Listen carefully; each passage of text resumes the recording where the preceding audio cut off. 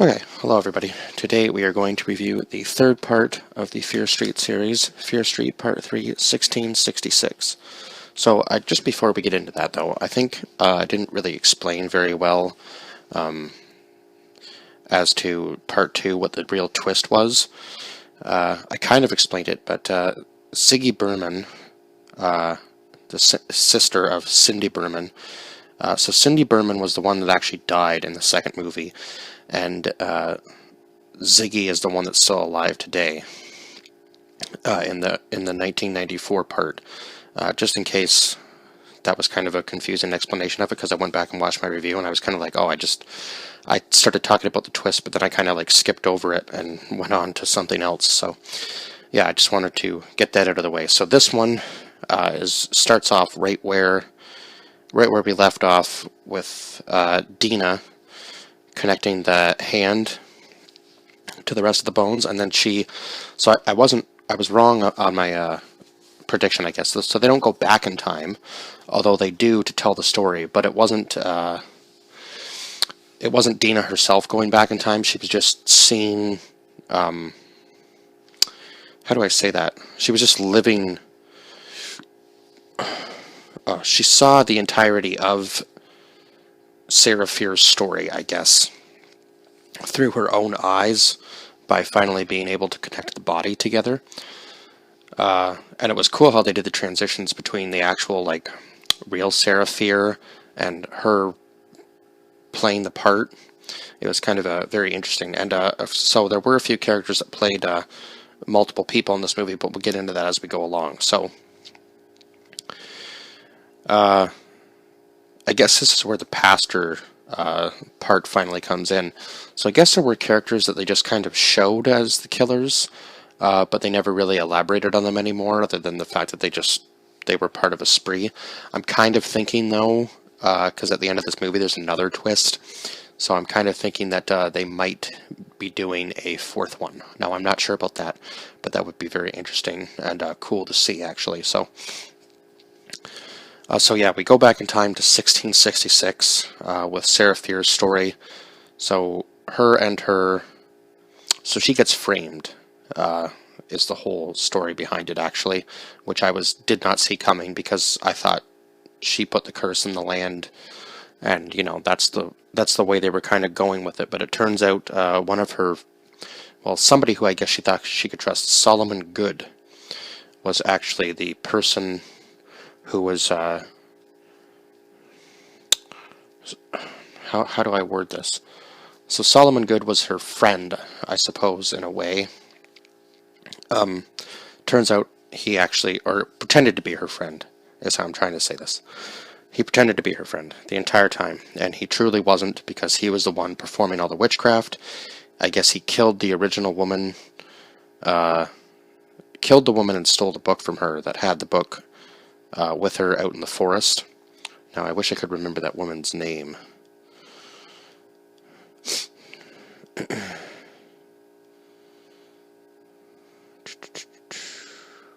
Oh yes, the widow. The widow was the girl out in the forest that had the book, and so I believe that Sarah Fear thought she was the one that summoned the. They made it look like she was the one that summoned the devil, right? Because she reads like this small passage out of it, and then the widow kind of says to her, like, "Look at what you've done. You've brought the devil upon yourself, such and such." But I guess it wasn't really her after all. It was truly actually Solomon the entire time, Solomon Good. So if you remember back to the first movie, we have Nick Good, who is also in the second movie as a younger version of himself in the 1978 one, and now he is the sheriff of Sunnyvale. So now we know that the good line is actually, or the good bloodline is actually the bad people, and Sarah Fear just kind of put a curse. I guess the curse was, the curse she put on him was she would always feel the touch of the grip of her hand, no matter how many people he hurt, or so on and so forth, kind of thing. So at the very end of the movie, it actually shows like all the souls he took through the bloodline, like everybody who had died at the hands of a good. So that was kind of cool. And they are able to kill Nick Good at the very end of the film. And it was a very cool ending scene. They were very creative with this one, actually. And yeah, the pastor scene was probably one of the grosser ones, I would say, where he like cuts all the children's eyes out to kill them. And they almost ended up hanging Hannah Miller, who was the love interest of Sarah Fear. So even back then, now obviously back then they didn't understand, and I don't know why, because it seems weird how we went through the times, like even in medieval times, everybody just slept with one another because it didn't really matter, right? And then all of a sudden it became this weird thing to be attracted to the same sex in the 1600s and 1700s and so on and so forth. It just seems like a very weird concept how we almost we were ahead of ourselves and then we went backwards and then we are slowly trying to bring that back again. Just such a weird concept. So yeah, they thought that Hannah thought because her and Sarah had done stuff together that maybe that was why all these curses were happening to them, and like why they were being plagued and so on and so forth, and why the pastor did what he did. And then eventually the town decides that they are going to, or the settlement decides that they are going to kill the two witches, hang them. So they obviously want to hang Hannah, and her mother doesn't seem to care. And they're going to hang Sarah, which her mother definitely doesn't care about because she says that she's brought in some sort of burden on her daughter or whatever. So the mother, who played in both movies, did a very, very good part of being an absolute bitch towards anybody and everybody.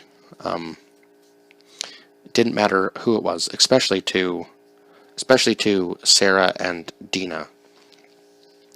So yeah, like my God, that woman just plays that role very, very well, whoever she is. Now I don't know if I can actually find the actress's name who played the mother, but I might be able to. Oh yeah, I guess Grace Miller. So Lacey Camp plays the mother. It's kind of funny. So yeah, I guess everybody was in this film too, hey? That's funny. So yeah, because there were people that played like double characters. Huh. Some of them I guess were in it for such a short time you don't even really notice it, hey? That's funny. So yeah. So then obviously after Sarah finally finds out that Solomon has been the one doing all the summoning and committing all these crimes by making a deal with the devil, and he only has to give up one name to be cursed, and I guess he says one life isn't that big of a price to pay for it, I suppose. Now I'm not sure exactly what the entirety of the deal was, but yeah, I wish I could remember exactly what he said in that part. But anyhow, making a deal with the devil, and I guess you curse one person, or give the devil one person every year. Maybe it was like supposed to be like an eternal life thing. I'm not really sure. Kind of a weird. Anyhow, I guess maybe it was more black magic than anything else, right? I guess maybe it gave him some sort of power or something, but anyway, maybe I might have to go back and watch that scene again just to remember exactly what he said was the reasoning behind him making a deal with the devil. But anyhow, the whole point around it is the curses, right? So he had to curse one person every year, and then the devil would feed off of the blood of the people that I guess the cursed person killed. Is that how it worked? Am I understanding that correctly? So anyhow, over the years, obviously, more and more people were sacrificed and cursed. And it just went through the generations, right? So by the end of it, there were so many names that I think the stones were almost full. So I'm not really sure whether the curse continues. There's more stones rise out of the ground, like the curse ends once the stones run out of placement for names. I'm not really sure how that part worked, but so when Ziggy finds this out, that Nick Good is the bad guy, she doesn't really know what to do because she was like, oh my god, I trusted him. I've called him because I thought he could help. Turns out he's the one still doing all this black magic and calling out these names to be cursed to, I guess, fulfill his debt to Satan, I suppose. So anyhow, they come up with this great plan to, I guess, carry him in a way, because that was actually one of the things that Ziggy and Nick talked about when they were in the camp. So I thought that was kind of cool.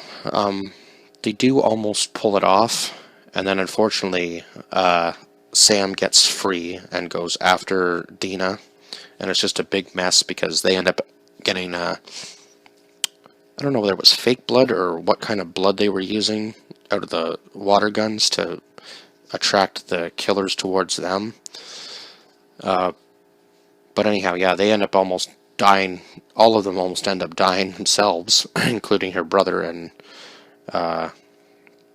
this other guy that they brought along with them from the first movie. Now, where is he?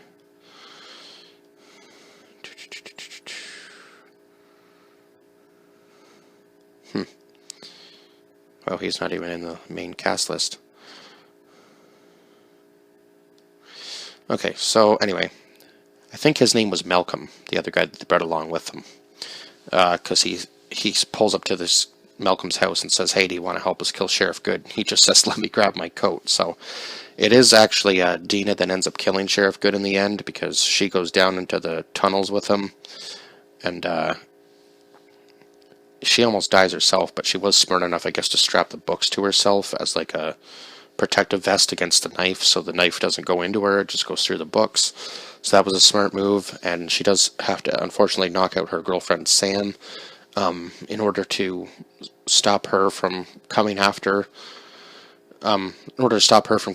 right? So then she kills Nick, and the curse is lifted, and then Sam comes to, and unfortunately, her brother's arm was broken in the process by one of the crazed killers. Which one was that? The weird girl that sings. She's here somewhere. Yes, Ruby Lane was the girl that does the singing while she was doing the killing. Okay. So then after that, I guess they kind of live happily ever after, or so it seems, and then we go back into the scene of the mall where the camera's kind of like going through the mall, and then it goes down into the tunnels, and then it shows like the police tape and all the evidence markers, and then somebody grabs the book out of the cave, I guess, is that what you would call it? Cave, or I guess summoning zone. I'm not really sure. I'm not really sure what you would call that, because yeah. Anyway, but so yeah, somebody does end up grabbing the book. So I'm thinking we might get another trilogy out of this. It'd be kind of interesting, because there were some killers that they didn't actually even touch on yet. Like they didn't actually show the Ruby part, the little dude with the bat, and they haven't shown the kind of witch doctor looking dude that was drowning people. So I'm kind of interested to see whether there's going to be another trilogy out of this, because I think that would be interesting, because they've touched on three, and they haven't even touched on the milkman guy. So there's 4 stories yet that they haven't done. So I think that would be kind of interesting to do those timelines as well with the same actors and actresses, because they do such a good job of fitting into each other's roles, right? So just to touch on that, the real Sarah Fier was actually played by Elizabeth Scopel. And I think that's the only actress that I haven't named ever in any of these movies. And Nick Good and Solomon Good were played by Ashley Zuckerman, if I haven't said that one before, but I believe I've named everybody else. But yeah, I have to give this third part a 10 out of 10 as well. I hope I explained everything in the timeline correctly, because it was kind of hard in some parts, because it kind of jumps all over the place in this one. But yeah. Oh, an interesting thing was too. It kind of showed like the jump between. So if you're really paying attention to like buildings and stuff, the church, I guess, ends up being the mess hall, I think, in the second movie. And yeah, the mall is built over the part of the tunnel that I think Alice comes out of at one point. So that was kind of interesting. How like all of the tunnels connected, and then when they come out of the when Dina and Sam leave the tunnels, when they're walking out, they actually end up in Nick Good's house, and it shows like the Good family tree on the wall, and like how much more prosperous Sunnyvale is.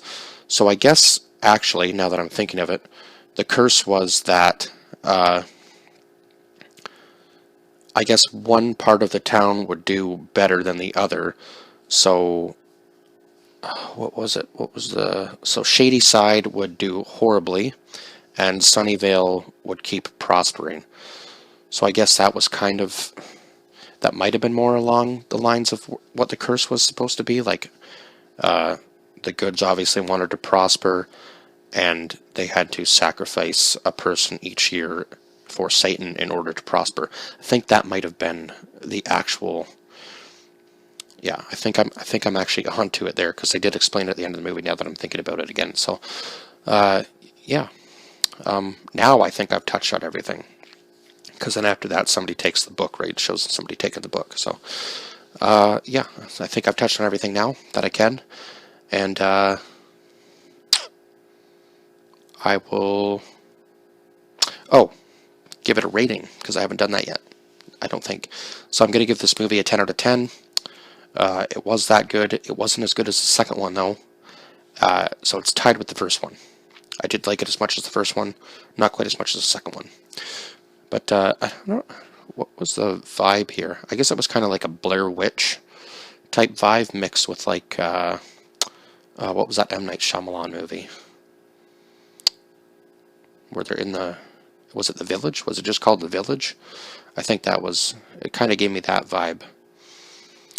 And it's so weird, all these Satan movies kind of do like the same thing with like the blood smear on the door to keep him out or whatever. You would think that would attract him, but that's just me. You would think the darker you got with the stuff you were trying to keep out, the more they would be coming in, right? Kind of a weird concept that they had back then about witchcraft and such things that they believed in, but it was just, yeah, a very odd way of dealing with it in those times, I suppose. But I guess I guess superstition is still a thing to this day. It's just maybe not quite as wild as it was in those days, because we actually have a far better system of proof and denial, I suppose, as opposed to the 1600s, right? We've come a long way since then, so. But anyhow, as always, like, share, subscribe, and comment down below your thoughts on this film if you've seen it. If not, definitely go watch it, because your opinion could very much different from mine. I would say if you're not a big horror fan or slasher movie fan, probably not the movie for you. But if you are, I would say go watch it, because there's a lot of kind of nostalgic moments in this, I would say, as to where they pulled inspiration from certain movies, and I might have even missed some stuff, because I know some of the characters were probably pulled from other movies that I haven't even seen yet. So I'm going to have to do some more horror movie research, I suppose, because I am a big horror movie fan. So other than that, I will see you guys in the next one. Bye bye for now.